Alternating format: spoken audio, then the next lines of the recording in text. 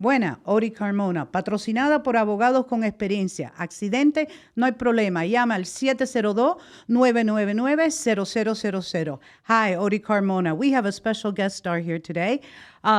We have Deb Peck. She is a candidate for the mayor of the city of Las Vegas. Now, mind you, this is one of the races that is amazing in Las Vegas because we haven't had a mayor other than a Goodman for like at least the last 24 years.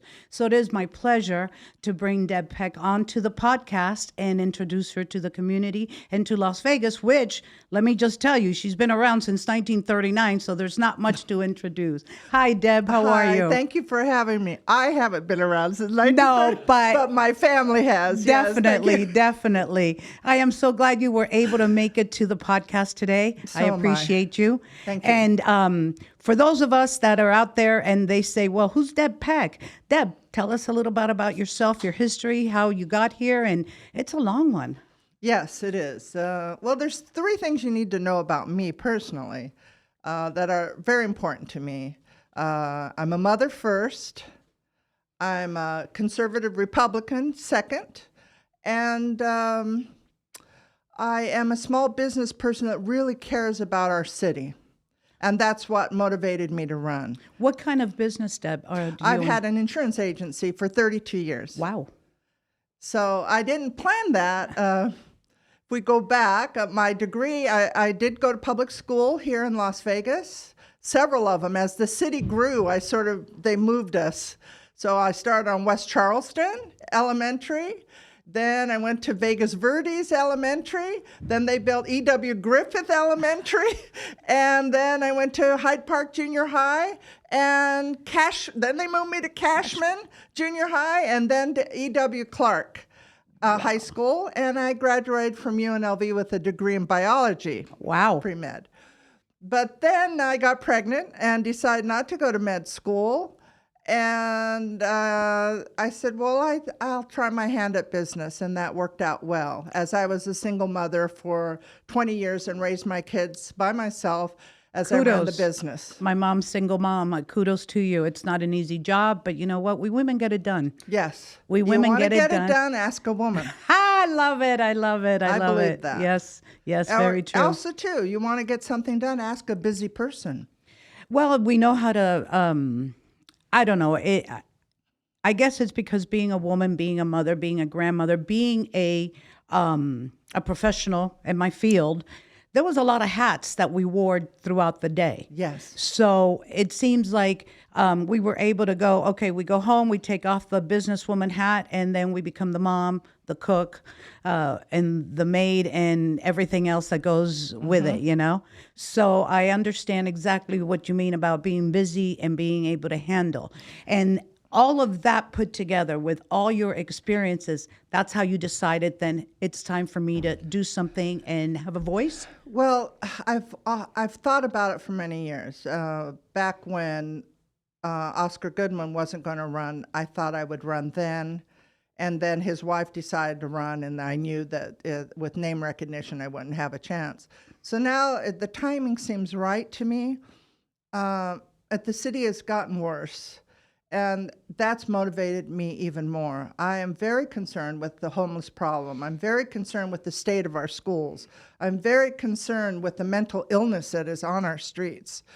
There are so many things to be concerned about.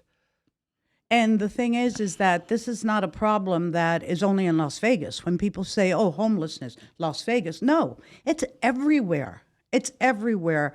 You know, you go into San Francisco, for instance.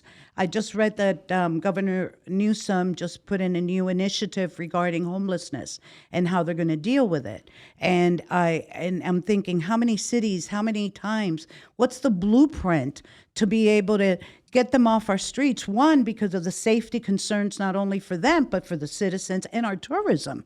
Because tourism, they don't want to walk down the strip and have to deal with a homeless person. Nothing against them. I understand that, you know, it could be a mental issue. It could be an addiction. It could be just that the depression. It could be just that they've given up on life. And I get all that. but we also have to make sure that our streets are safe. And what is your outlook on that? What is your vision, or what do you see as maybe being able to implement? Well, we have so many agencies. We have federal funds, state funds, county funds. We put them all together and we devise a homeless court that only deals with homeless issues. We establish a village where we can send people for mental illness, mental evaluations. A judge can say, you're a danger to yourself and you're a danger to others. We want you evaluated. Now, you will have those that will refuse to go, but you have so many categories. First, I'd like to get our veterans off the street, the ones who really need a little bit of assistance. Then we can deal with the drug addiction, the mental illness. If we have a center for this, a place where they can get treatment and transition into rapid housing. We can't put a drug addict in a house. They can't cope with that. They must be treated first. And we can't clog them within our court system. So if we have a judge system, a court system that knows how to deal with, oh, here's a person with alcohol or drug issues, we will send him here for 30 days, see if he gets treated, see if he'll transition. Here's someone who just needs a little financial help. They're down and out, but they're relatively healthy. And there's so many different categories. If we could make a statewide effort to put these funds into a center, we could be a leader in the nation. We could be a first of its kind. Now, Houston was very successful in getting their people off of the streets with a rapid housing plan, but they worked on their veterans first and those with dependent issues after that, and they did assign a homeless court for them. So in other words, almost like a halfway house. We don't have a reentry program really in the state. No. Okay, so that would be something that if you can, how do I want to say, articulate a plan that takes the homeless into the center for temporary housing, temporary medical, a checkup. Again, they have to agree to this. Right. And then from there, they would go into a halfway house. Yes. Now, I forgot where I had read that they actually did small homes. You know, those mini homes? We have a manufacturer right here in Henderson and with then, small homes. And I can't remember the state. I was reading on it, gosh darn it. But anyway, so whatever the state was, they took these mini homes, like you said, and they had them in a village. Now, they had a couple of issues with that because security, now you have to add additional security because you can't let the people just walk in and out because they basically have to stay there, have to be under the supervision. But along the way in there, they can get that workforce readiness training. And if they clean up, then they can get other training, which, like you said, can connect with the city or the county or the state funding through the Department of Labor or whatever the case may be, Right. Veterans Administration and that sort of thing. But this is where I'm going to play devil's advocate with Yes. you, Deb. Where are you going to get the land? And how are you going to get these pods? Because there's so many out there. And where would you put them? Well, we're talking about a multi-million-dollar facility. Maybe a place like Cashman Field that's not being used right now. That's a huge. How about the huge old jail property. down by? The old jail. There are a lot of empty buildings that the city I just owns. thought of that one because that would be. I mean, I hate to say that I would have to take the prison gates bars down because Yes. you don't want that kind of feeling, but that sits there empty. That could be a There are possibility. so many empty lots and empty buildings in our city. So then I got to play again, devil's Yeah. advocate. How do you plan on getting all these people to the table and putting their pot of money into it? Well, that's the negotiation that would be the tough. We'd need a very strong city council to support that, a Clark County commissioner council to support it, Governor? State governor to support it, and it would be a blend of all these Different types of people. funding. And all that funding would be more than enough money to help. Instead of people saying, oh, here's food, here's shoes, here's clothing. I mean, we got to It's a Band-Aid to the problem. We have And I And then understand. for those who are refusing, we're got to start saying no. We're not going to give you needles. We're not going to give you drugs. You can't camp on a public street. We have to enforce the laws. And the more that we are lax and the more that we turn away, the worse it will get. This is why, even though it's a nonpartisan race, as a Republican and a conservative, I feel it's important to have a conservative voice on city council to say no to some of these ideas that are coming out in liberal cities and ruining America's most beautiful cities: Philadelphia, Chicago, New York, San Francisco. They're ruined. And they're dangerous. I don't want that to happen to my city. It can't. It can't, because we live on tourism.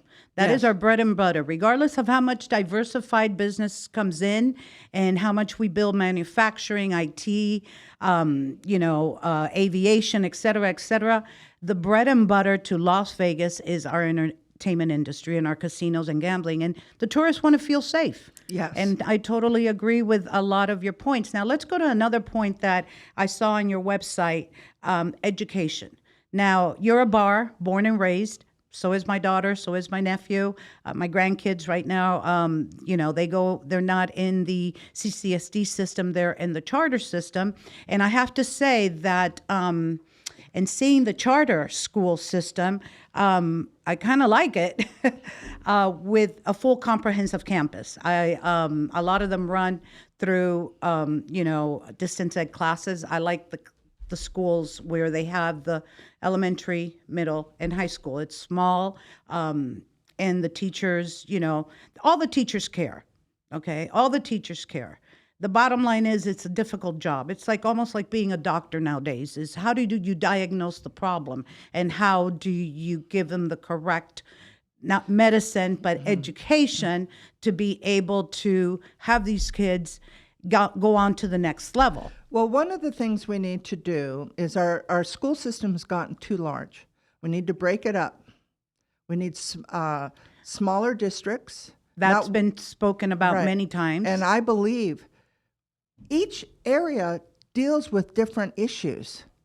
If we have the demographics. Right. Right. And so those could be addressed more directly in a smaller individual school district. I could see that, very much so. Okay. To me, the problem has always been, and I wrote a paper years ago at UNLV, and I'm going to tell you, it was 2010, 2011. The problem is budgeting. Okay. The problem is the funding. How are you going?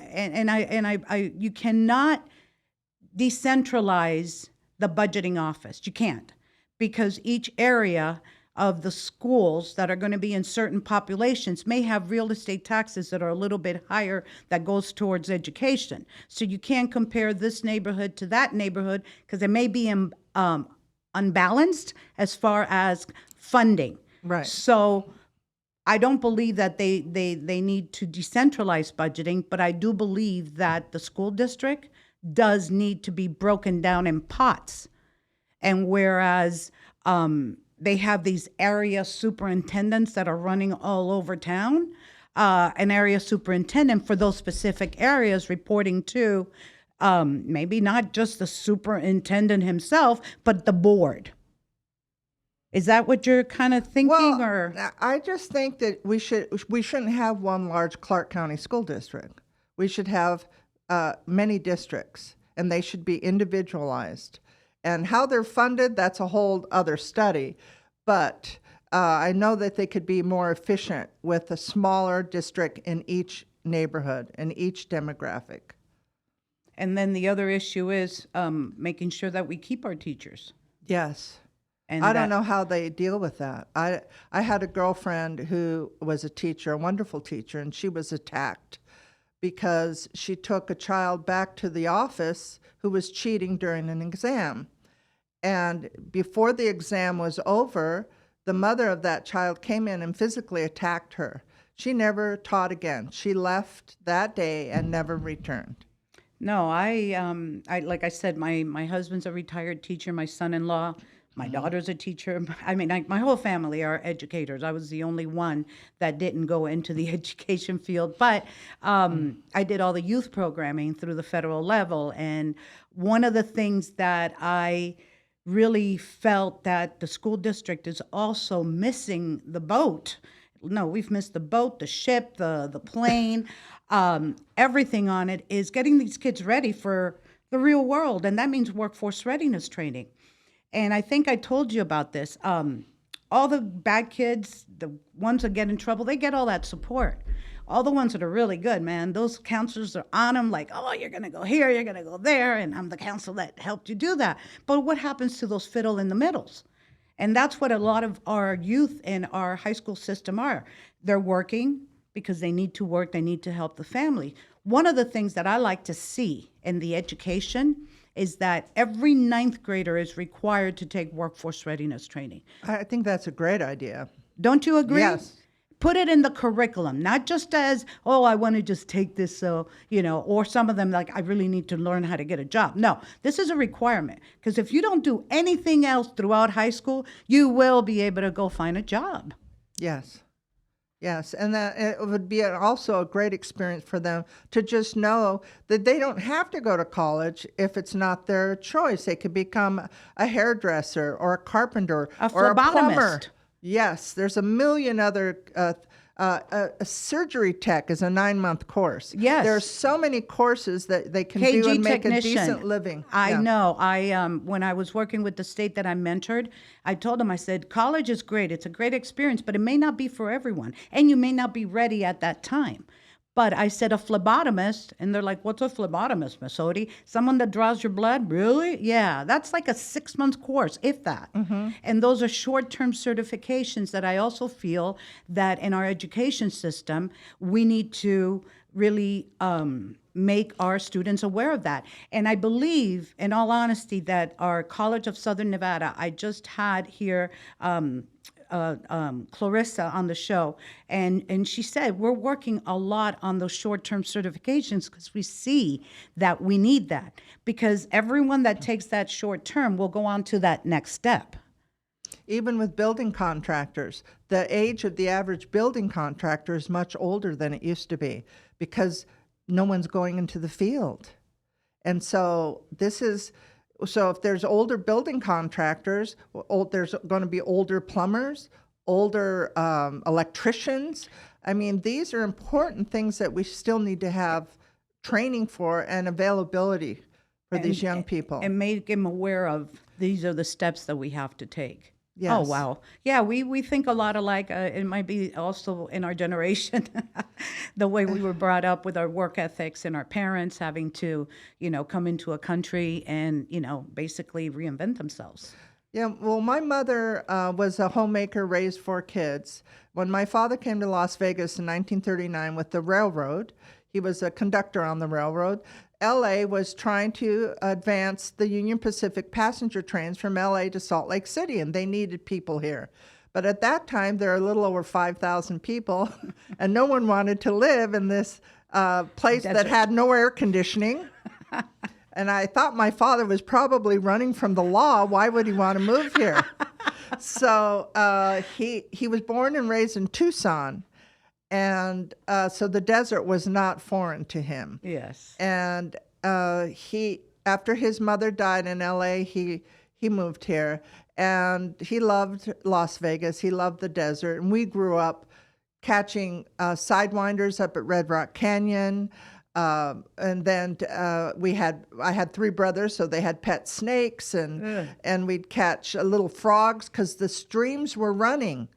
Remember, Las Vegas means the meadows. Yes. And we had plenty of them. And we would catch the little frogs and feed them to the pet snakes or the pet chuckawallas and horned toads. We had a whole reptilian farm. No. And it was a wonderful city. Eldorado was really Eldorado. Yeah. People with horses. Childhood. Yeah, people with horses and I remember. Cowboy hats. And cattle ranches and beautiful saddles and just a unique type of person that moved out here, sort of like a pioneer. And then you had the casinos, which were different than the corporate casinos are today. They seem to care more for their employees in that era. They'd have them for 30 years. Why? Because they had a good work environment for them. Like I told you, I worked at the Desert Inn when it was owned by Suma Corporation. And every year for Christmas, I was an executive secretary.